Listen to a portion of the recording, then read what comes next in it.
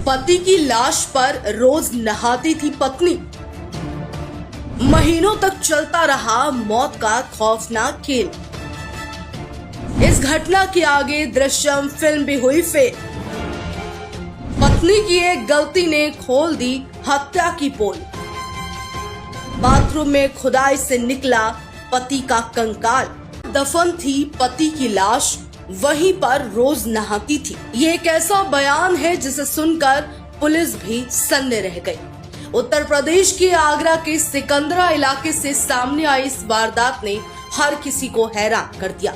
एक ऐसा मामला जिसकी तुलना लोग दृश्यम से कर रहे हैं, लेकिन फर्क सिर्फ इतना है कि ये कोई फिल्म नहीं बल्कि एक असल क्राइम केस है जिसकी जांच जारी है। आरोप है कि आगरा के सिकंदरा थाना क्षेत्र में रहने वाली रूबी ने अपने पति सुरेंद्र कुमार शर्मा की हत्या कर दी।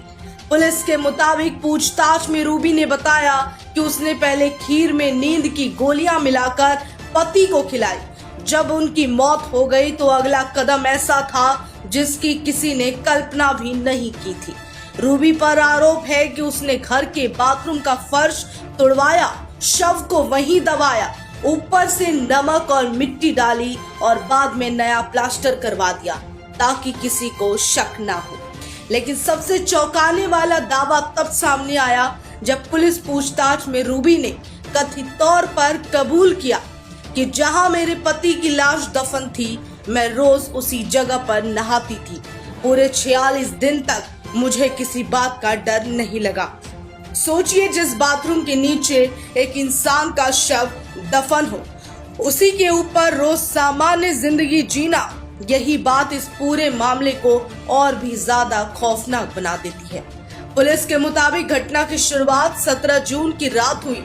आरोप है कि उस रात रूबी ने खीर बनाई और उसमें सास की नींद की गोलियां मिला दी। सुरेंद्र कुमार शर्मा ने खीर खाई और उसकी मौत हो गई। अगली सुबह रूबी ने अपनी बेटियों और सास को जेठ के घर भेज दिया। फिर करीब 400 रुपए देकर मिट्टी मंगवाई। बाथरूम का फर्श तोड़ा गया, शव को वहां तक घसीटा गया, गड्ढे में दबाकर ऊपर से नमक और मिट्टी डाल दी गई। अगले दिन तक एक मिस्त्री बुलाकर उसी जगह पर नया प्लास्टर करवा दिया गया। इसके बाद कहानी में नया ट्विस्ट आया। रूबी ने खुद अपने पति की गुमशुदगी की रिपोर्ट दर्ज कराई और करीब 46 दिनों तक परिवार और पुलिस को यही विश्वास दिलाती रही कि सुरेंद्र कहीं लापता है। लेकिन किस्मत को शायद कुछ और ही मंजूर था। एक पुराने केस के सिलसिले में पुलिस सत्यापन के लिए रूबी के घर पहुंच गई। पुलिस ने सुरेंद्र के बारे में पूछा तो रूबी ने वही जवाब दिया, वो लापता है। लेकिन पुलिस के जाने के बाद रूबी घबरा गई। उसने अपने जेठ को फोन कर बुलाया। बताया जाता है कि बातचीत के दौरान उसने खुद कबूल कर लिया कि मैंने सुरेंद्र को मार दिया और बाथरूम में दबा दिया।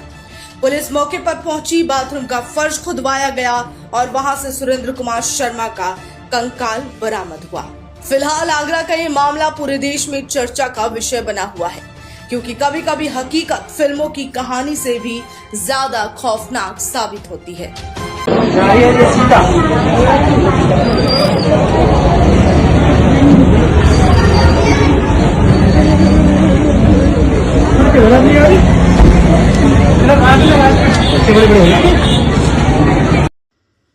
दिनांक 26/5/2026 को रूबी शर्मा निवासी दैतौरा द्वारा थाना सिकंदरा पर यह सूचना दी गई कि 18/5/2026 से उनके पति सुरेंद्र शर्मा उम्र 45 वर्ष लापता है।